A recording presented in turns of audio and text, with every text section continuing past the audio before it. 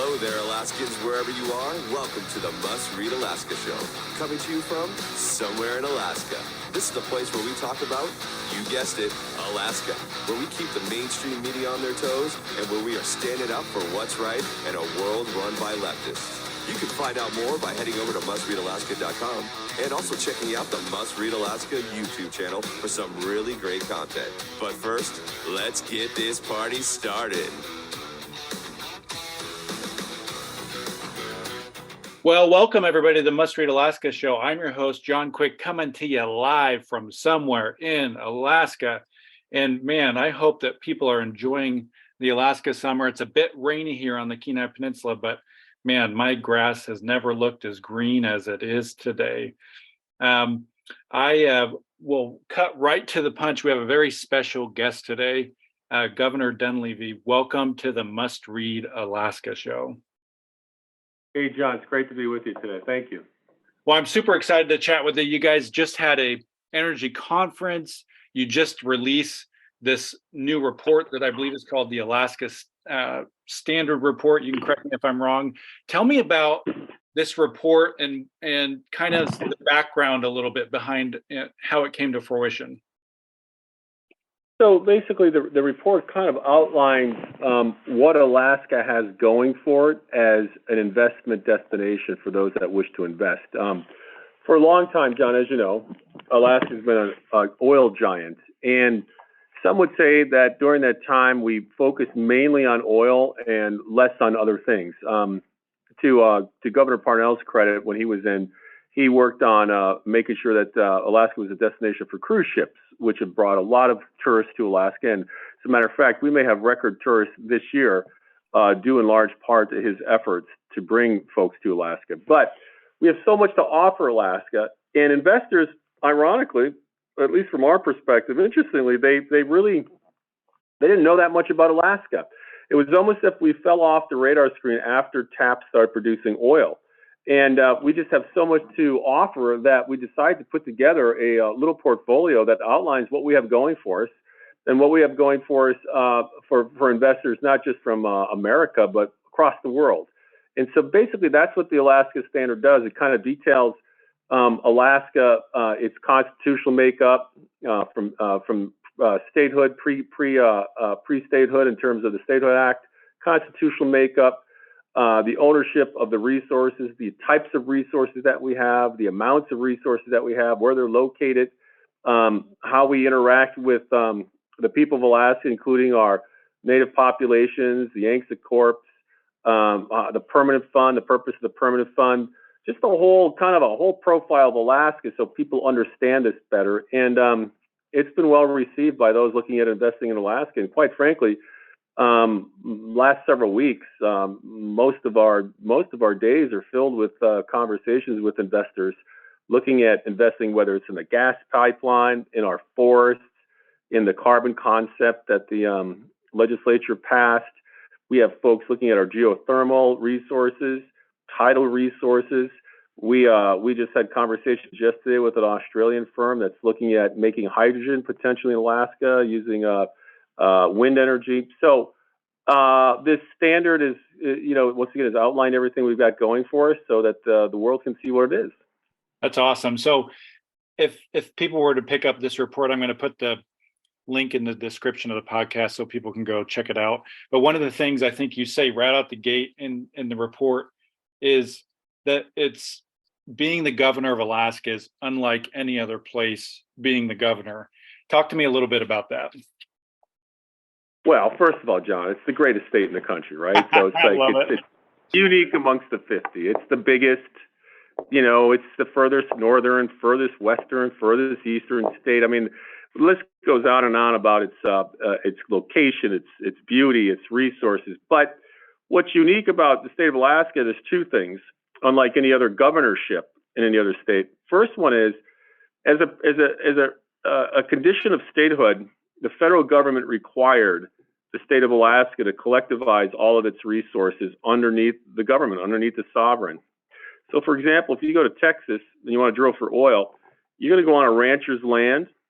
You're going to have a discussion with the individual rancher. you're going to sink a well, and you and the rancher will be partners on what oil is produced. That rancher will get a royalty. The state of Texas might get a severance tax, but the rancher gets a royalty because that's his asset. In Alaska, members of the or individuals in the federal government, I believed at the time in the 50s that Alaska's population was too small for it to pay for itself through something like an income tax or a broad-based sales tax. There was only about 200,000 people, 250,000 people. And so the state officials reluctantly agreed to collectivize our resources underneath the sovereign, and that's embedded in the Statehood Act as well as our Constitution. So basically, Alaska, it's 110 acres of land. The state owns all the resources. That makes a huge difference from other states, because in most other states, and especially when you look at Texas and those states east of the Mississippi River, it's almost all privately owned lands. And so that's one aspect that makes us different. The other is our Constitution with regard to the executive branch, which the governor is the head of. Unlike any other state, the governor in Alaska has the broadest powers to appoint his people. So commissioners, boards and commissions, et cetera, they're appointed by the governor. They're not elected. In many places, I'll go back to Texas again, you have many officials that occupy positions similar to what we have in Alaska, whether they're commissioners, whether they're on certain boards. They're actually elected by the people of that state, Texas. Here in Alaska, we appoint, and the legislature, in most cases, they confirm. In some cases, they don't even have to confirm. The governor just appoints. And so that was the intent of the the framers of our Constitution, was to have a very powerful executive to be able to carry out the duties of the state. So those two things make us pretty unique. I love it. So, one of the things that I think is often people don't think about is, if we're living in Anchorage or even Juneau or Kenai or the Valley, we don't necessarily think of some of the crazy high energy costs that people in these remote areas in Alaska experience.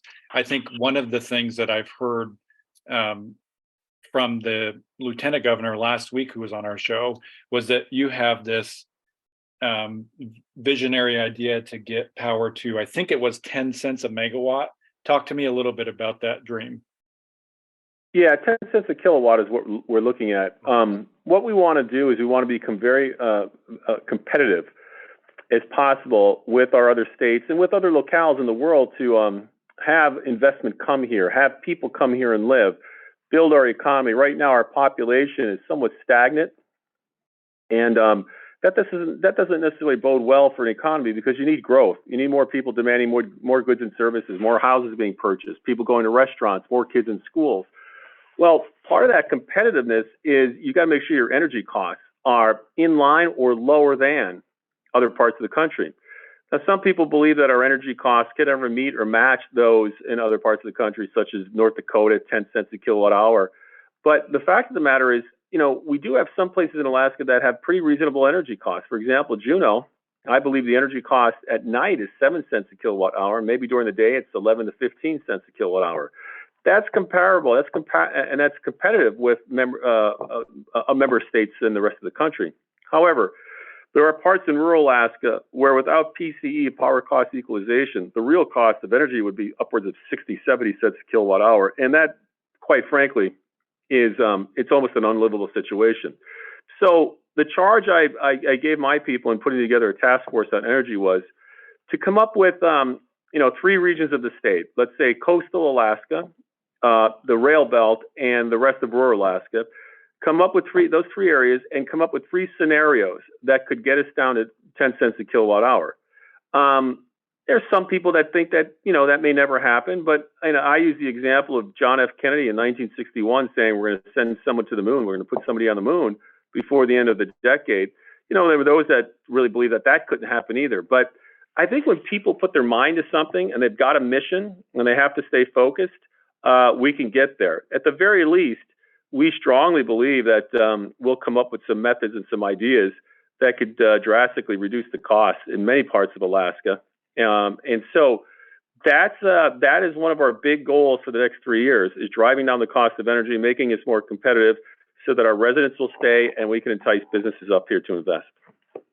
I love it. I think that is a very good goal to have because, there's some communities, as you know, here on the Kenai Peninsula, for example, they are still operating off of like diesel generators, the entire community.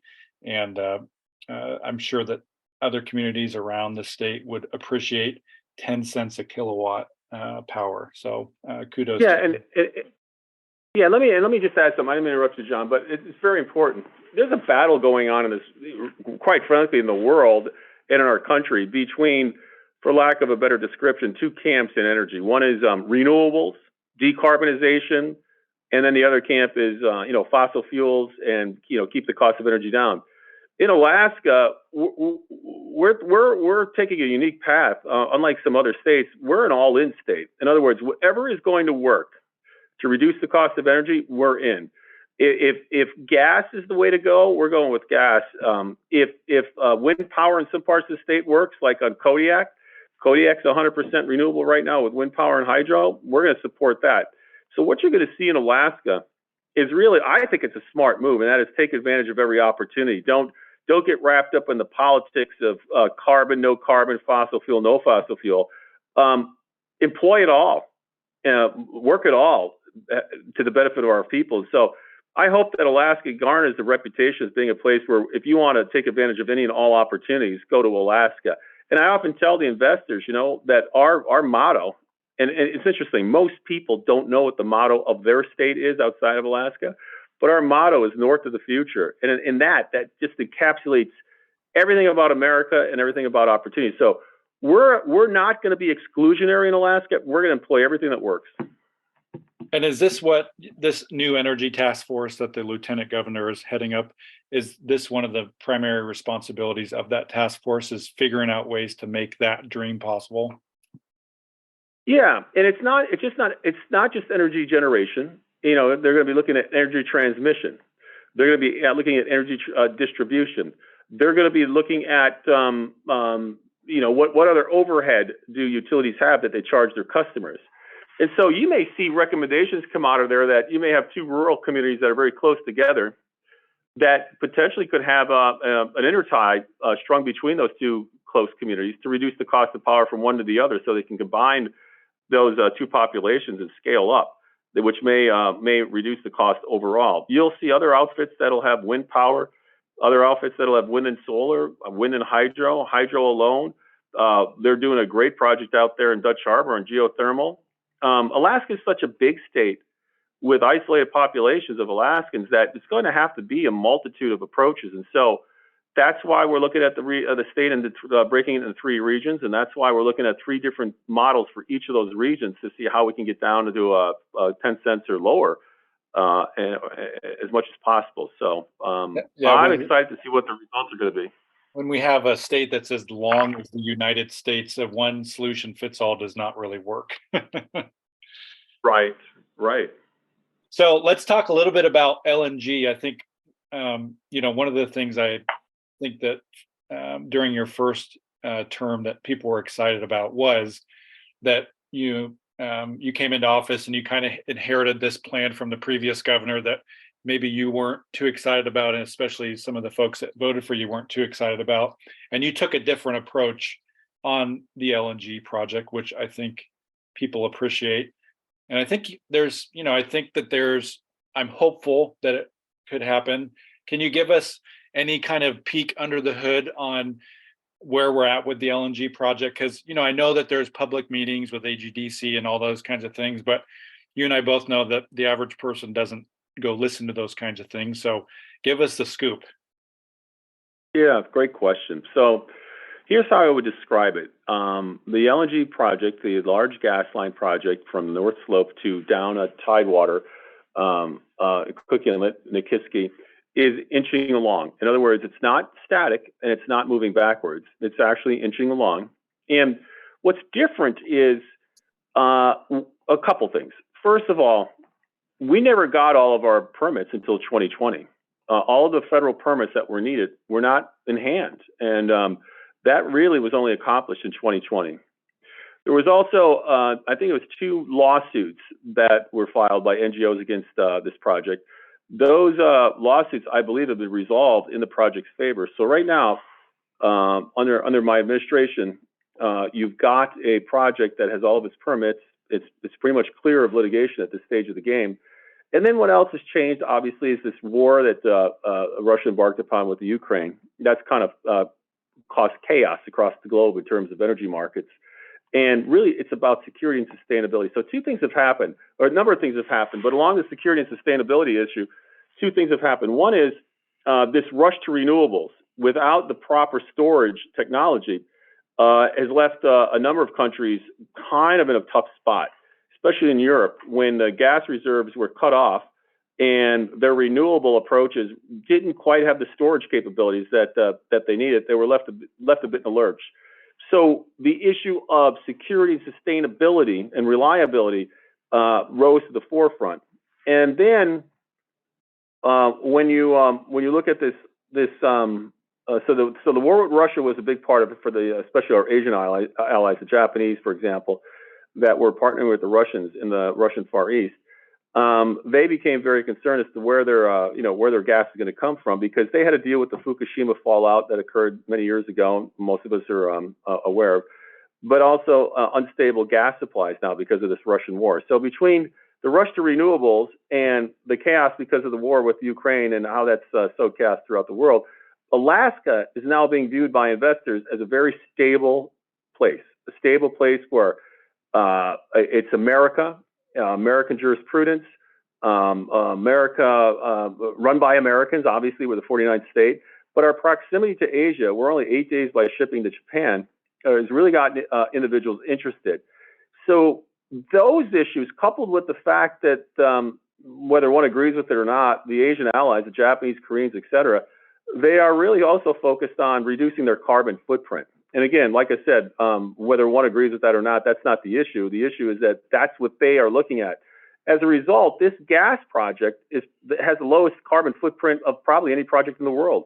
We recycle our gas, we have for some time. We put it back in the Cook Inlet, Prudhoe Bay, and we did that to use that gas as a lifter for oil.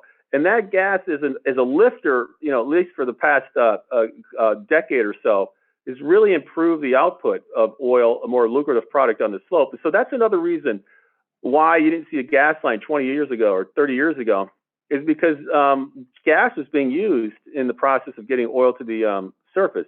That's changed.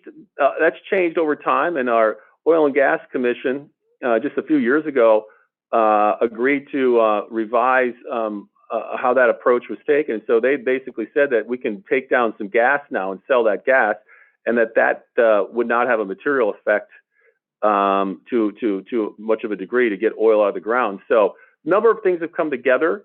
The other thing about carbon is the Asian allies would like to store carbon. This is one of the reasons why we passed this carbon bill, so that we could potentially store carbon in Cook Inlet and down the road in Prudhoe and other basins within the state of Alaska. We have the ability to store more carbon than any other place in Western North America with these basins. And so carbon, the chaos in the war, the ability to use gas, blow off gas now instead of just using it for a lifter, all of these things have bode well for this project. And so I'm not going to tell people to get ready for a big parade yet, but I would say that our conversations occur almost on a weekly basis, and every time we have a conversation, we're more encouraged by investors that are looking at getting in, and discussions with our Asian allies. And so hopefully sometime in the fall we'll have even more news, but it's inching along. That's awesome. I think that as I've watched you the last couple of years, you tend to be somebody who doesn't like to talk about it until you know it's going to happen. And so I'm glad that you're hopeful, and I'm hopeful that there's going to be more good news down the road. You never want to be a blowhard politician and pretend something's going to happen when it never does. And I don't want to fall into that trap. And so it's a steady Eddie approach on this gas line. And once the papers are signed, the ink is dried, and we're standing in front of the cameras, then you can be assured that we absolutely 100% have something. But as of right now, it's moving in the right direction. I like that. So my next question to you is this: we with this report talking about the LNG project, there's other projects that are happening around the world. Do you think that Alaska is the gold standard for being able to make money off of resource extraction and be environmentally friendly? Talk to us a little bit about that, in light of, people thinking, oh, we can't do resource extraction because it's bad for the environment. Yeah, great question. So I think, like I said, since post-COVID, right, the world has been in chaos. Labor markets, investments, price of energy, inflation, political rhetoric, you name it. Alaska, again, is being viewed as a stable place, much more so than it had been before. They were looking at other places around the world. Alaska is now rising to the top, and so I guess the best way I would answer your question is, where they used to go to places in Africa where there were no environmental controls, where there were dictatorships, where there was child labor, maybe there was also civil war going on between different ethnic groups. You don't have that in Alaska, and so that's a stabilizing factor for investors to take a look at Alaska. They also now know that when you invest in Alaska, you have a much better chance of assuring that the environment is not wrecked, because we have high environmental standards here compared to other parts of the world. And so what they're seeing is potentially a win-win. By investing in Alaska, you're investing in a more stable environment because of the fact that we are America, our Constitution, et cetera. We have a track record in Alaska of doing resource development actually pretty well. And then this coupled with the chaos that's happening throughout the world, they feel that by investing here in Alaska, we're going to take care of the environment. We don't have child labor issues. We don't have dictatorships going on in the state of Alaska, because it is the United States of America. We don't persecute our minorities. Alaska has the largest per capita of Native Americans as part of our population, and the First Lady is Native American. And because of the corporate setup, the structure, as well as many of our other Native organizations, we're all partners in this resource development, whether it's the Nana Corporation, Arctic Slope, Cook Inlet, Doyon, those corporations, et cetera, Atna, Sea Alaska. They're all making money for their shareholders, and they're all involved to some degree in resource development. So the world sees this, the investors see this, they see stability, they see a place where they can invest in resources that won't despoil the earth and won't cause harm socially to any groups in Alaska. So it's a positive all the way around. I like that. So let's say I can give you a time machine and you can go back to day one as governor. What advice would you give your day one governor self? Just day one as governor. I was hoping you go back to, I think it was like 72 or something, or 73, where I was going to spend all my paperboy money on secretariat at Belmont, and I would have been a millionaire as an 11-year-old. But we'll just go back to being governor.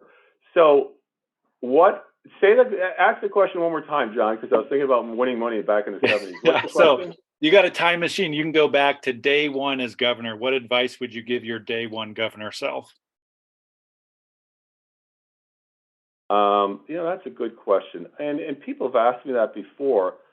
And, it may be somewhat, I don't know, the answer may not be as exciting as some people think, because I was a superintendent of schools. And so, politics was no stranger to me. Dealing with the public was no stranger to me. Dealing with staff and departments was no stranger to me. I would say that, I couldn't have conceived of a pandemic. I couldn't have conceived of, negative $3 barrel oil. What advice would I give Dunleavy on his first day? Just tighten your seatbelt up a little tighter than maybe you did. maybe put the shoulder harness on. But I would say that for anyone that's aspiring to be a governor, and quite frankly, it's the most exciting job I think anyone could have. You really have to have a mission, and I did have a mission coming in. I wanted to make sure that we became a safer state, that we could drive down the cost of energy. I wanted to make sure that Alaska got back on the map so that we could get investors up here. I mean, I'm fortunate, John. My 3 daughters are in state working, and they're in state working at Red Dog Mine, and it's a pretty good paying proposition for them. So they're living the Alaska dream. Yeah, they're living north of the future, and so I would say that it's really, let me just turn the question a little bit. For anyone coming into the job, you really should come into this because you have a mission, not just because you want to be governor, not just because you want to dress up in a tuxedo and go to a dance or go to a ball and drink champagne, all of which I'm not. I guess I have a reputation. I'm not really, focusing on that stuff. But it's really solving problems. It's really driving Alaska towards its potential. That's that would be any advice I'd give anyone coming in here is, if you're going to run for governor, and for that fact, any office, to be honest with you, it could be a brutal, long couple years if all you did was run because you wanted to, quote, be governor. But if you have a mission, if you have a mission, you want to make it a safer place. You want to improve education. You want to drive down the cost of energy. You want to grow food and make Alaska self-sufficient, et cetera, et cetera, et cetera. It's an amazing job. Let me just put it that way. Nice. Well, we've 30 minutes has gone by in a flash. Do you have any last minute thoughts for folks? The floor is yours. Talk about whatever. Yeah, it's a great state. I mean, we complain sometimes about the weather, like this summer is a cool summer, it's a wet summer. But what we don't realize is you got places like Texas that's 114 degrees. Their power grids are being strained. That's a dangerous heat level.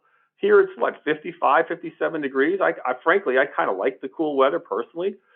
But we got a great place here. We were one of only 2 states during the time where they were rioting and burning and looting here a couple of years ago that we didn't have any of that here in the state of Alaska. We support our police here. We don't say defund them. We support our military. We're so thankful they're here.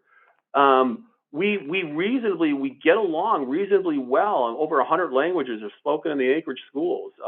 Like I mentioned, we have a very large Native population, which I am a very proud member of the Alaska community. When I look at what our Native Americans have done up here in terms of their corporate world, their tribal world, their consortiums, their health consortiums. I mean, all key in the fabric of Alaska. So I would just tell the people of Alaska, there's always going to be something one can complain about, and that's just human nature. I mean, we all do that, but boy, compared to other places in the world and some other places in the United States, I think Alaska's best next several decades are going to be some of the most exciting, positive, opportunity for everybody that this state has ever seen. And I think our location on the map is going to bode well. Our resources will bode well.